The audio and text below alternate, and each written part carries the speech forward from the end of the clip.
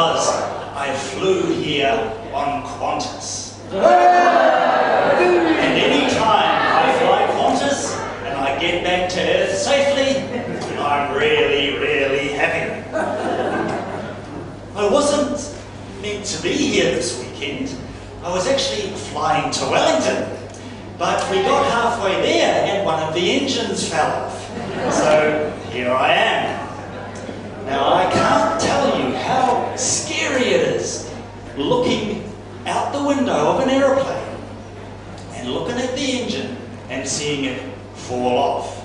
It gives new meaning to the term, grab a seat. But I suppose I shouldn't really complain because after all I got the airfare for free through a friend of mine, Pansy Wong. Yes. Pansy Wong is in so much trouble right now. She is learning that two Wongs aren't always right.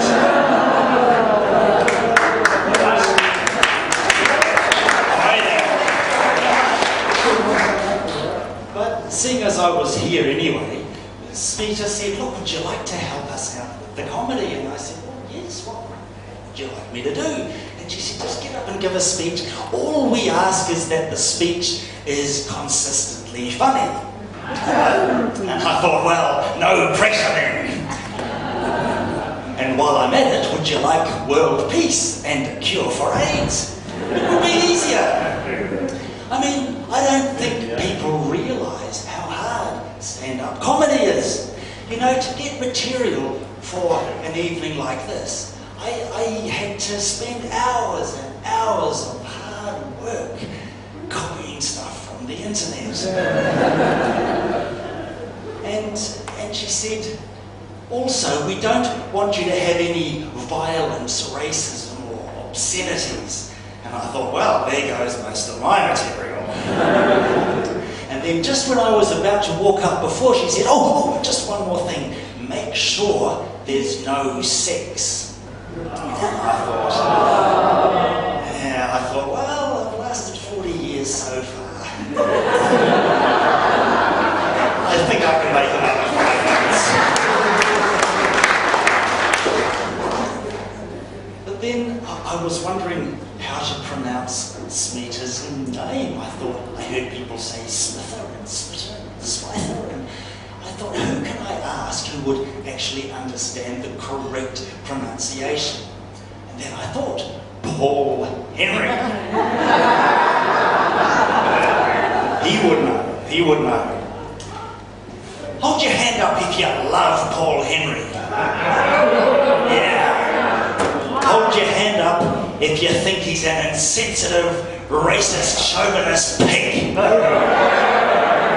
That's it, ladies. Kick him while he's down. Yeah. Right now, he's about as popular as a blonde-haired, blue-eyed girl at an Indian beauty pageant.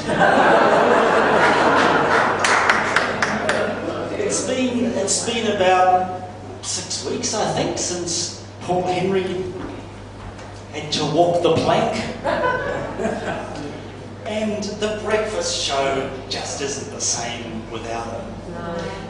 In fact, the breakfast show is now the only show on TV that has a negative Nielsen rating. How does that happen? Well, they asked people without TVs, and they said they'd heard about the show, and even if they had one, they wouldn't watch it. Well, I'm not here to talk about Paul Henry.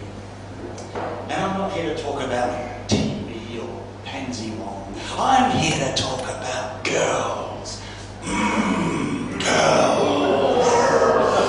I haven't had one yet, but I like thinking about it. You know, over my years at sea, I've been learning how to pick up girls. It hasn't worked yet, but I'm learning about it. And one of the things I picked up in my readings and my travels is that you can learn a lot about a woman by her body language. You see, I read that if a woman has her feet pointing towards you,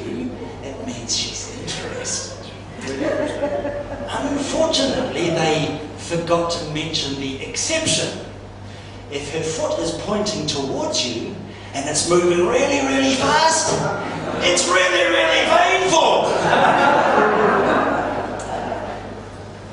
But I think some of the problems between men and women are because of communication.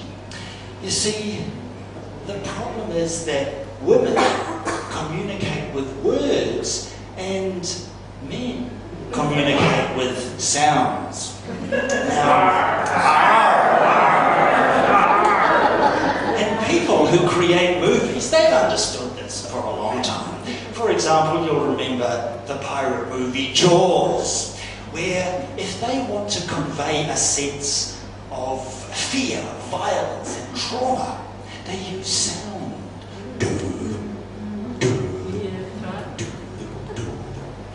And the same principle applies in other areas. There's a universal symbol of fear, a sound that when any pirate anywhere in the world hears this sound, he knows that there will soon be fear, violence and trauma. Duh!